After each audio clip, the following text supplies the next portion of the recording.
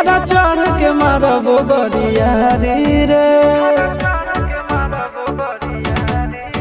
छूटा जी तो कैल रंगदारी रे घरा चढ़ के मारबो बरियारी रे तोरा बापू के न तोरा दादा के चिन्हबो बेटा सब गोली मारबो एगो गिनबो तोरा बापू के न तोरा दादा के चिन्हबो बेटा सब गोली मारबो एगो गिनबो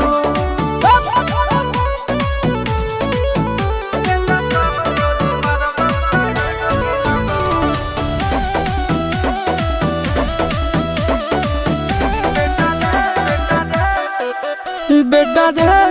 काटा से ठोक देबो चिमनी के भाटा में झोंक देबो देखबो कवन बाप बचैतौ तोरा प्रशासन के गाड़ी भी रोक देबो बेटा जी सुनो बेटा रे काटा से ठोक देबो चिमनी के भाटा में झोंक देबो देखबो कवन बाप बचैतौ तोरा प्रशासन के गाड़ी भी रोक देबो तोरा जैसन के हम खड़े खड़े गिनबो बेटा सब गोली मारबो एगो गिनबो तोरा बाप के न तोरा दादा के चिन्हबो बेटा सब गोली मारबो एगो गिनबो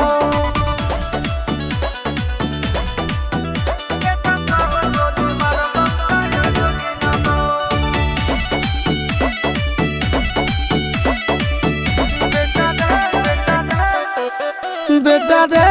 दौड़ा के बाजार में मारबो गोली तोर कपार में रंगदारी जे करम भी बिहार में गड़ देबो गंगा जी किनार में इतना मार पड़तो ना बेटा बेटा रे दौड़ा के बाजार में मारबो